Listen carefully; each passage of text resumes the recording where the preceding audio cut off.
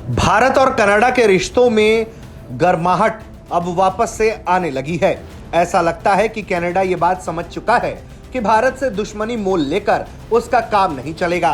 तभी तो वक्त बेवक्त मौका पाते ही कनाडा ये बात दोहराने लगा है कि भारत के साथ वो अपनी दोस्ती हल्के में नहीं ले रहा।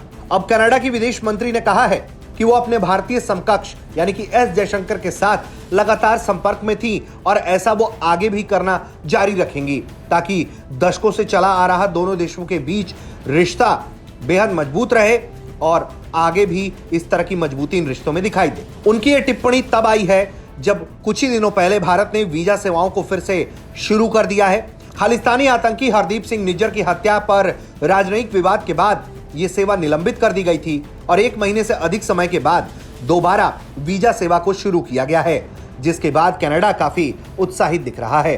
टोरंटो में इकोनॉमिक क्लब ऑफ कनाडा में बोलते हुए कनाडा की विदेश मंत्री मेलानी जोली ने कहा है कि हम अपने द्वारा लगाए गए आरोपों पर कायम हैं। भारत के साथ बातचीत इस मामले में जारी रखेंगे। मैं विदेश मंत्री जयशंकर के संपर्क में हूं और हम ऐसा करना जारी रखेंगे।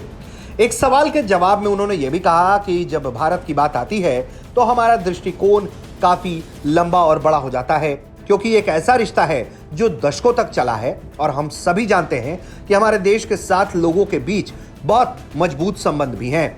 अब जब ये इंडो पैसिफिक रणनीति के बारे में बात करते हैं तो ये महत्वपूर्ण है कि हम क्षेत्र के कई अलग अलग देशों के साथ जुड़े हुए रहें। इसके बाद सोशल मीडिया पर भी उन्होंने पोस्ट लिखा और कहा कि कनाडा अंतर्राष्ट्रीय कानूनों और मानदंडों के लिए सम्मान को बढ़ावा देने के लिए काम करेगा, संप्रभुता और क्षेत्रीय अखंडता के लिए भी काम करेगा। ये समझना है कि अंतर्राष्ट्रीय सुरक्षा के लिए खतरे जो हैं वो उनके लिए साझा समृद्धि के लिए भी खतरे हैं, इसलिए साथ में मिलकर काम करना भी जरूरी है। ब्रिटिश कोलंबिया में 18 जून को निज्जर की हत्या में भारतीय एजेंटों की संभावित संलिप्तता के आरोप लगाते हुए कनाडा के प्रधानमंत्री जस्टिन ट्रूडो ने अपनी संसद में बयान दे दिया था, जिसके बाद लगातार दोनों देशों के बीच विवाद खड़ा हो गया था, जबकि भारत ने 2020 में ही निज्जर को आतंकी घोषित कर दिया था। भारत ने ट्रूडो के आरोपों को बेतुका और प्रेरित बताया था और उसे खारिज कर दिया था। हालांकि इस पूरे मामले पर जब भारत ने सख्ती से कदम उठाना शुरू किया तो कनाडा के तेवर ठंडे पड़ गए।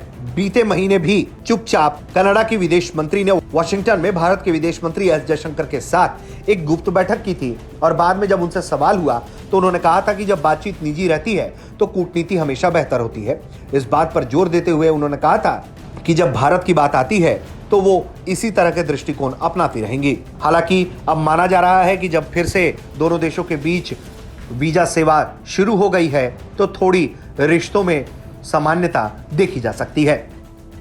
ब्यूरो रिपोर्ट, भारत तक।